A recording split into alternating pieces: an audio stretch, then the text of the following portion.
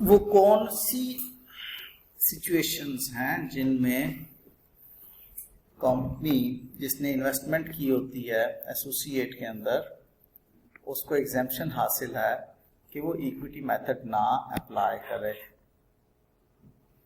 अब हमें ये तो मालूम हो गया ना कि इक्विटी मेथड अप्लाई कब करना है, जब इन्वेस्टमेंट इन एसोसिएट है। और इक्विटी मेथड क्या है कि आपने कॉस्ट ऑफ इन्वेस्टमेंट में पोस्ट एक्विजिशन प्रॉफिट्स का इम्पैक्ट लेना होता है, पोस्ट एक्विजिशन इंक्रीज और डिक्रीज इन नेट एसेट्स का इम्पैक्ट लेना होता है विद एडजस्टमेंट ऑफ इम्पेयरमेंट। तो कहता है कि वो कौन सी सूरत हाल है जब इक्विटी मेथड एग्जेम्प्ट हो जाता है। अब एग्जामिनेशन पॉइंट ऑफ व्यू से बहुत इंपॉर्टेंट क्वेश्चन है, इंटरव्यू के पॉइंट ऑफ व्यू से बहुत इंपॉर्टेंट क्वेश्चन है। An entity exempt from applying the equity method if the investment meets one of the following conditions. कोई एक, the entity is a parent that is exempt from preparing consolidated financial statements under IFRS 10, or if all of the following four conditions are met, in which case the entity need not apply the equity method. कहता है इन दोनों में से कोई एक, one of the following.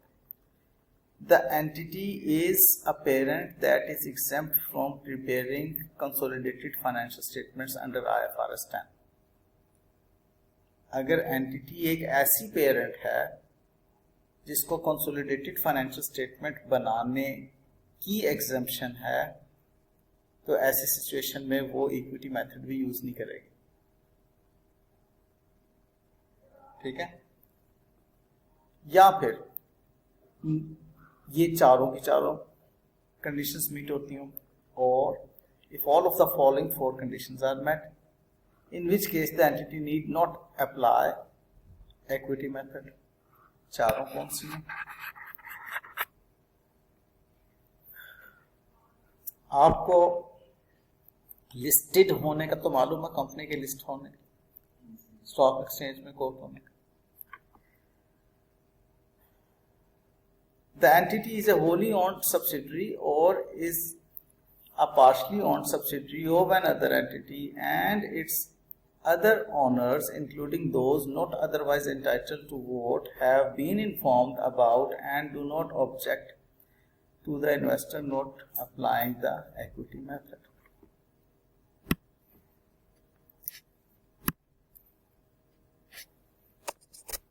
ये investor company है,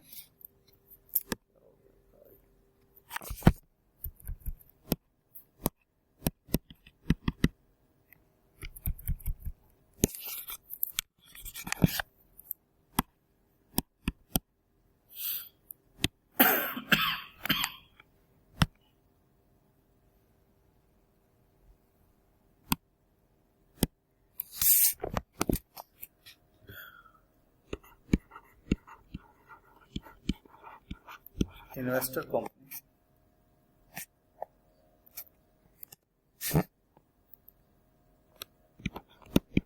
इन associate company. अब ये बीइंग इन्वेस्टर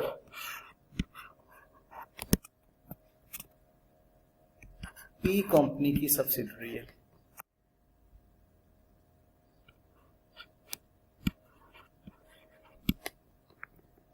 ये इन्वेस्टर कंपनी जो है वो पी कंपनी की सब्सिडरी है,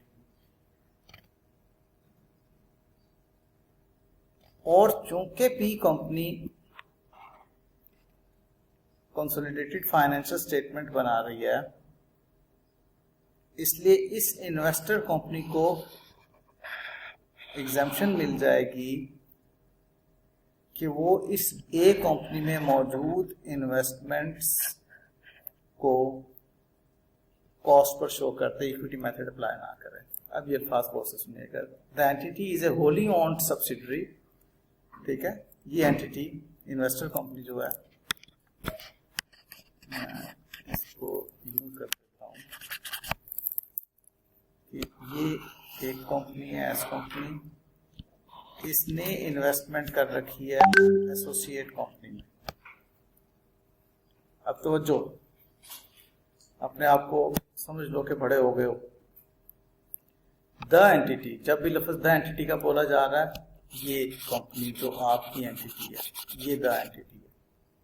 the entity is a wholly owned subsidiary. Wholly owned subsidiary का मतलब है कि इसकी एक पेरेंट कंपनी है। होली ओन्ड और पार्टली ओन्ड का क्या मतलब है? होली ओन्ड सब्सिडरी और पार्टली ओन्ड सब्सिडरी का क्या मतलब है?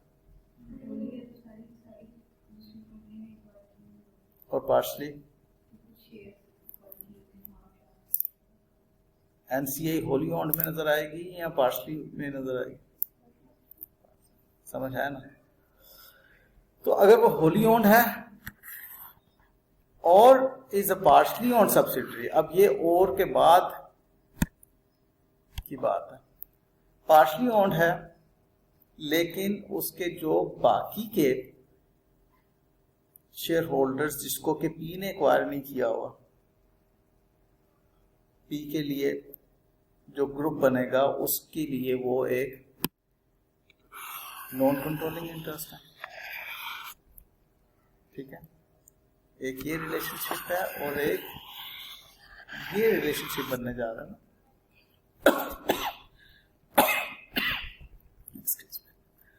The partly owned subsidiary of another entity and is the owner and its owners, including those not otherwise entitled to vote, जो भले वोट के लिए entitled भी नहीं है, have been informed, उनको इन्फॉर्म कर दिया गया है कि जी, and do not object to the investor not applying equity method, उनको इन्फॉर्म कर दिया गया है कि हम इक्विटी मेथड नहीं अप्लाई करेंगे एसोसिएट कंपनी की जो इन्वेस्टमेंट है इसके ऊपर। किसने किया है? ये हम इस कंपनी की बात कर रहे हैं, एस कंपनी। ठीक है, द इन्वेस्टर यानी कि एस कंपनी, डेट और equity instruments are not traded in public market. यानी कि अब इन चारों शराइत का पूरा होना जरूरी है ना। इनमें से कोई एक भी अगर पूरी नहीं होगी तो हमें इक्विटी मेथड अप्लाई करना।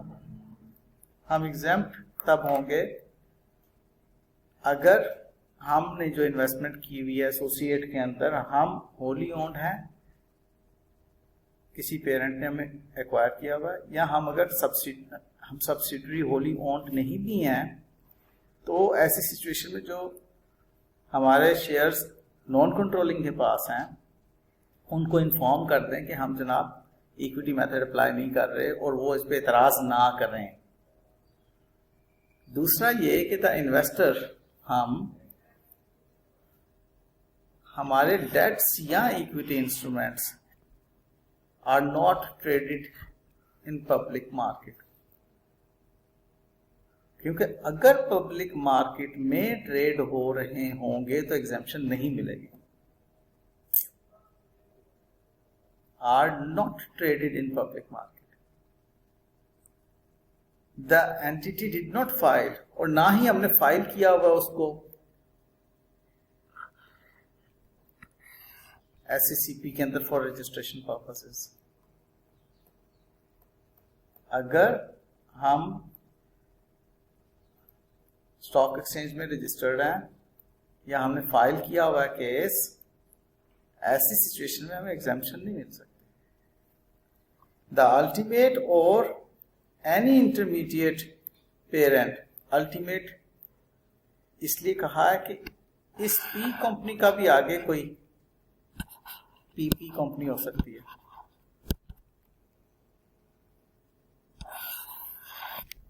पी कंपनी ने पी कंपनी को एक्वायर किया, पी कंपनी ने एस कंपनी को एक्वायर किया, एस कंपनी ने ए कंपनी में इन्वेस्टमेंट की। मुमकिन है या नहीं? ये अल्टीमेट पेरेंट कंपनी होगी, UP ultimate parent company. The ultimate और एनी इंटरमीडिएट, और या दरमियान में भी कोई एक पेरेंट कंपनी जिसने सपोजली अगर आपने इंटरमीडिएट पेरेंट कंपनी भी बनानी है तो मैं यहाँ पर आईपी कंपनी भी बना देता हूँ।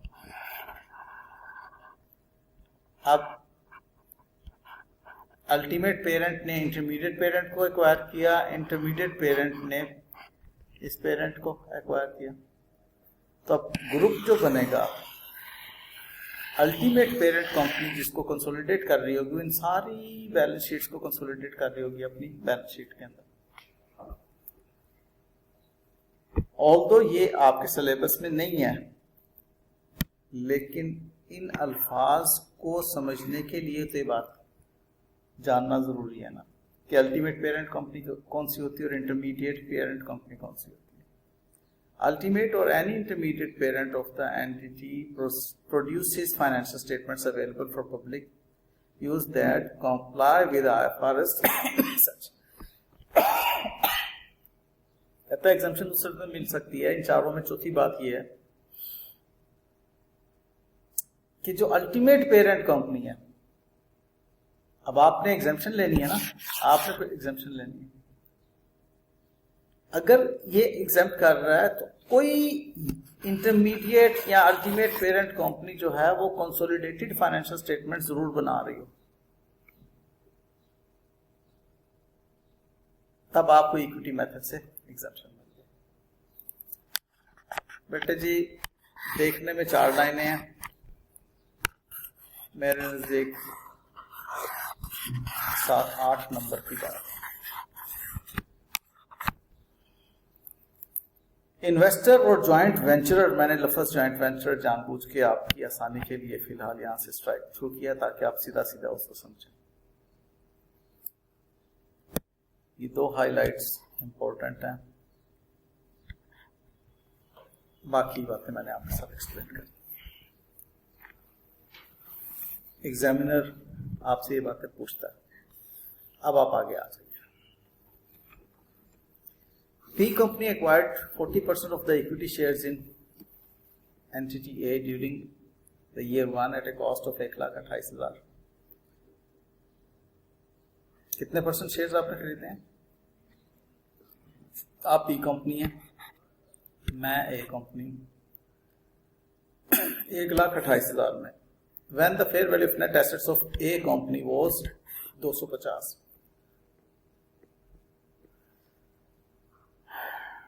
Since that time, the investment in associate has been impaired by 8,000।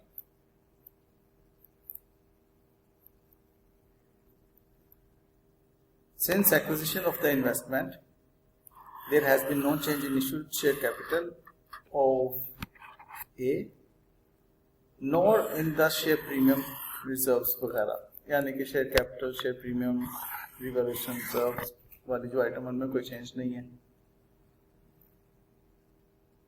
इसका मतलब है जो भी नेट एसेट्स में चेंज आ रही है वो रिटेन्ड अर्निंग्स की वजह से आ रही है।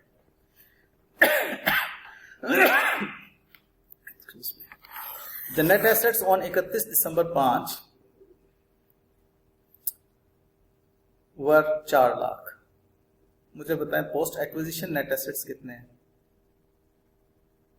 Post acquisition net assets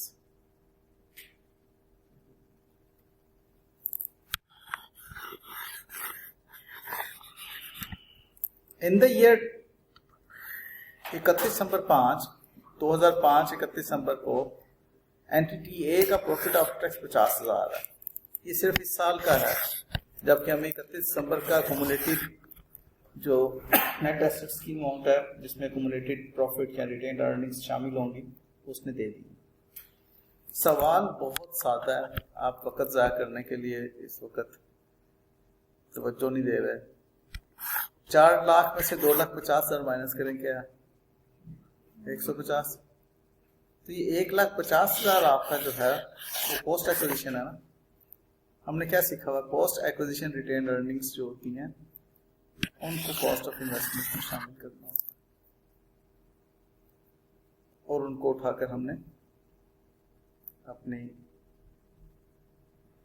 retained earnings group reserves का हिस्सा बना लेना होता है।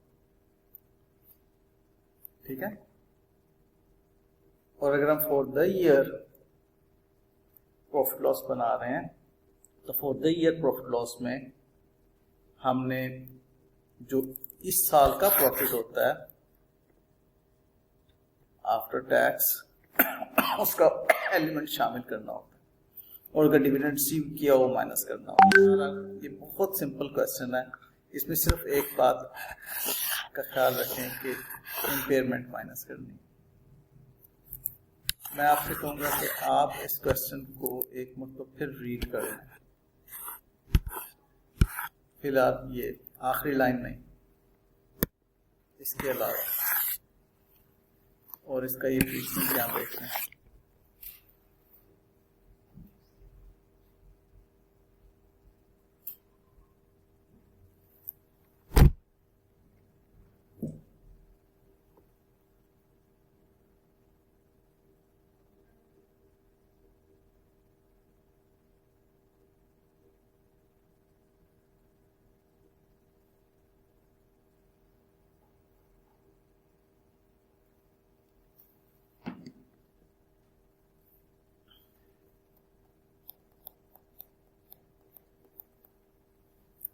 होगा क्या, ये इम्पेयरमेंट हमारे ग्रुप रिटेन्ड अर्निंग्स में एक्सपेंस के तौर पर, लॉस के तौर पर आएगा, माइनस होगा, और ये जो 60 है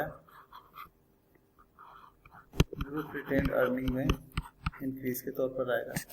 लेकिन अगर हम इस इंक्रीज को स्प्लिट कर रहे होंगे तो हम दो इसके एलिमेंट्स शो करेंगे, एक ओपनिंग रिटेन्ड अर्निंग का,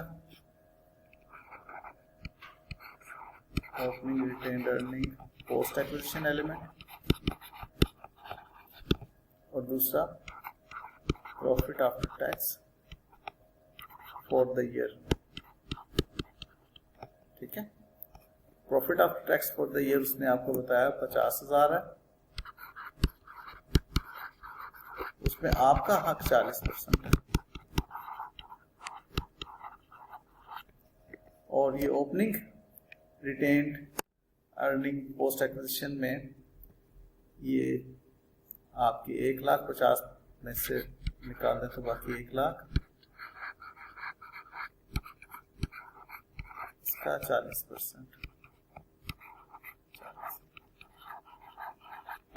आपका ये 60 पूरा हो जाएगा।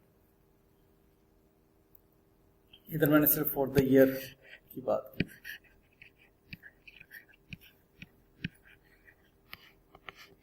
For the year profits